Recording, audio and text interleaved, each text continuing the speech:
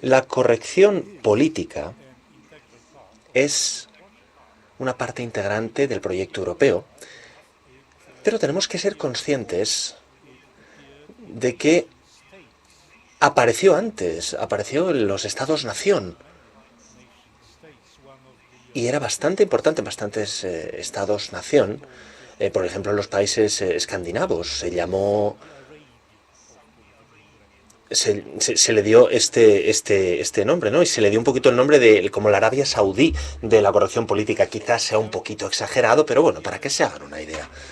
Entonces, bueno, como digo, apareció en los estados-nación.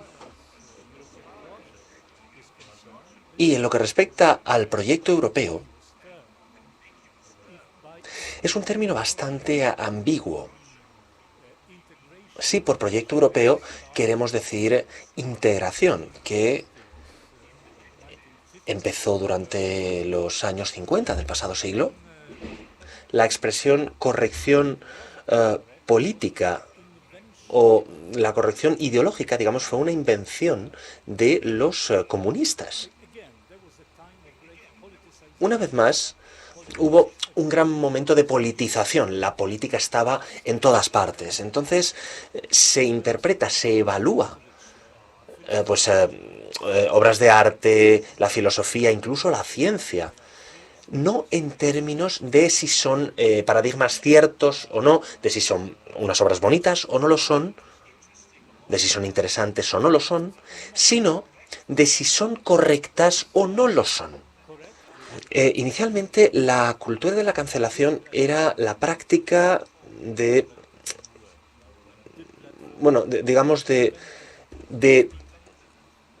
evitar que personas que pudieran resultar incómodas hablaran. ¿De acuerdo? Esta sería un poquito la definición de la cultura de la cancelación. Pues, por ejemplo, por ejemplo, se invita a una persona que dé una charla a una universidad y luego se considera que ha sido incorrecto y se le impide que vuelva a hablar. Vemos que tenemos dos imágenes en la sociedad moderna.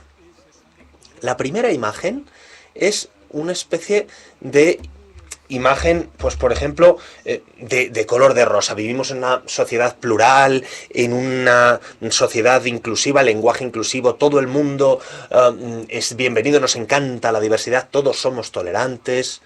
Esta es una imagen. Y la otra imagen es que la sociedad moderna está llena de discriminación, de injusticia, de intolerancia, de odio. Y tenemos que luchar contra ello. Hay muchos enemigos que son intolerantes. El sistema comunista también tenía este sentido tan fuerte del enemigo, pero cuando comparo la lista de enemigos del régimen comunista con la lista de enemigos a día de hoy, hay, digamos, como crímenes de pensamiento, ¿no? Incluso ahora la lista de enemigos que hay ahora es más larga. Hay muchísimos enemigos. Entonces, en este mundo diversificado, tolerante y tan plural, hay una guerra terrible en curso. Hay muchísimos enemigos y muchísimos pecados, misoginia, machismo, racismo, homofobia, transfobia, islamofobia, eurocentrismo, falocentrismo, binarismo, populismo, antisemitismo, nacionalismo, xenofobia, discurso de odio, euroescepticismo, supremacía de la raza blanca. Este es simplemente un resumen de lo que vemos todos los días. ¿Dónde aparecen estos pecados? Siempre hay un grupo nuevo de enemigos todas las semanas. Entonces,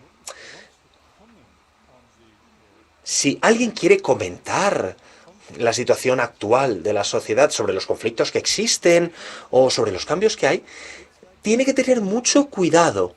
Es decir, es un poquito caminar sobre un campo de minas. Tenemos que cuidar todas las palabras que decimos, porque si hacemos un uso incorrecto de un pronombre, pues nos vamos a meter en problemas. ¿Cuáles son las raíces, los motivos? ¿Por qué ha sucedido todo esto? El primer motor que activa este movimiento de cara a la corrección política y también dentro de la Unión Europea es el igualitarismo. La igualdad ha sido el principio fundamental durante muchos siglos en la mayor parte de los movimientos políticos, las revoluciones. La igualdad era extremadamente importante en el socialismo, el liberalismo, el comunismo, en el posmodernismo, en todo tipo de revoluciones democráticas, pacíficas, incluso evoluciones, ¿no? El nuevo marxismo, el neomarxismo que tenemos, es, creo, todavía más intrusivo, porque no solamente tiene lucha de clases, sino que hay como una especie de trébol, ¿no? Tenemos la clase, tenemos la raza y tenemos lo que ahora se llama el género. Entonces, ahora el conflicto de la clase, el conflicto del género, el conflicto del sexo, el conflicto de la clase, como digo, es lo que nos permite ver por qué la sociedad moderna está impulsada por el conflicto, por qué constantemente estamos hablando de conflictos, de todos estos enemigos. Entonces, el concepto de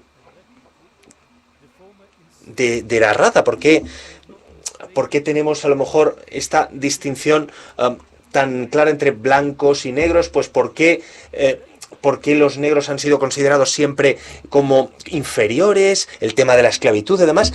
El concepto de la raza se interpretó para cubrir muchas cosas más. Por ejemplo, la dominación de la cultura europea. El liberalismo ofrece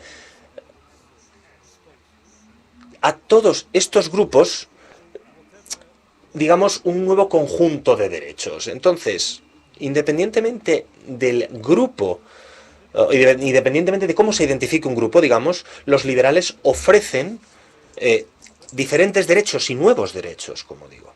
El liberalismo, más bien.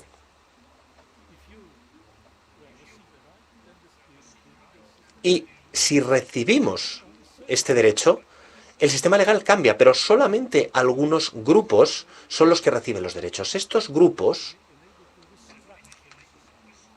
son los que permiten reestructurar la sociedad. Ese es el motivo por el que la Unión Europea está tan a favor de respaldar a estos grupos y sus comisiones se gastan mucho dinero en respaldar a diferentes organizaciones. Las llaman organizaciones no gubernamentales. Bueno, a lo mejor no son gubernamentales, ¿no? Pero la comisión son organizaciones de la Comisión Europea, cuyo objetivo es reestructurar la sociedad. La Unión Europea trata de reestructurar toda la sociedad. Entonces, lo puede hacer de manera directa, pero lo puede hacer de manera indirecta, ofreciendo derechos a determinados grupos y protegiendo a estos grupos. La Unión Europea trata de crear una nueva sociedad europea. Por ejemplo, hay 700 eurodiputados que deciden sobre cosas sobre las que no son responsables en absoluto. Mi país, por ejemplo, ha sido tremendamente criticado por el Parlamento Europeo, pero tenemos alrededor de 50 eurodiputados en el Parlamento. Entonces, 650 eurodiputados deciden sobre mi país sin ser responsables ante sus electores. Es decir, esta idea del parlamentarismo es que los representantes sean responsables para con los electores. El Parlamento Europeo no lo es en absoluto. Lo mismo pasa con la Comisión Europea. La pregunta, final que querría plantear y dar una respuesta bastante sencilla es la siguiente. Todos estos temas que he comentado, el igualitarismo, nuevos grupos, nuevos derechos, nuevo género, nuevas identidades, ¿realmente hacen que la sociedad sea más espaciosa, más abierta? Y mis compañeros del Parlamento Europeo dirían, por supuesto. si tenemos, por ejemplo, una humanidad con dos sexos, hombres y mujeres, binario, una sociedad binaria, bueno, pues está bien, pero estaría muy bien, o mejor todavía, si tuviéramos una sociedad compuesta por 50 géneros. 50 es más que dos, ¿no? Madre mía, tremendo. No, no es verdad. Está muy lejos de ser cierto. Para poder tener estos 50 géneros en la sociedad, para poder introducir estos 50 géneros en la sociedad, hay que empezar un proceso tremebundo de ingeniería social. Hay que intervenir en todos los niveles de la sociedad. Hay que controlar qué tipo de juguetes se venden a los niños, qué tipo de juegos de ordenador se venden, a qué juegan. Hay que controlar el lenguaje, hay que controlarlo todo. Y después tenemos que superar la resistencia. Aquellos que dicen, no, yo no voy a llamar a esta persona y a esta persona elle porque, o ellos o elles, porque esta persona es solamente una. Y es singular, no plural.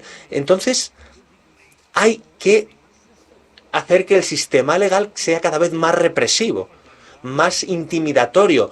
La intimidación, como digo, la propaganda, en el mejor sentido de la palabra. Y hay que utilizar todos estos instrumentos. Entonces, ese es el motivo por el que ahora mismo nos encontramos en un estado que trato de describir para ustedes, ¿no? Tenemos esta doble narrativa que hemos comentado antes, en el sentido de que todo está bien, de que todo es de color de rosa, pero al mismo tiempo tenemos que luchar esta guerra. La guerra la están librando contra nosotros y tenemos que ser conscientes de ello. Y aquellos que dicen que, bueno, después de que nos libremos de esta desigualdad y de esta discriminación, vamos a tener miles de flores floreciendo. La respuesta es que no. Si nos deshacemos... Bueno, pues seguimos con la corrección política. Si nos deshacemos del canon cultural, si nos deshacemos de presidentes como Jefferson o Lincoln, si nos deshacemos de todas estas cosas, ¿vamos a vivir en un mundo de color de rosa? ¿Vamos a estar realmente contentos constantemente? ¿Vamos a ser ricos y diversos? No.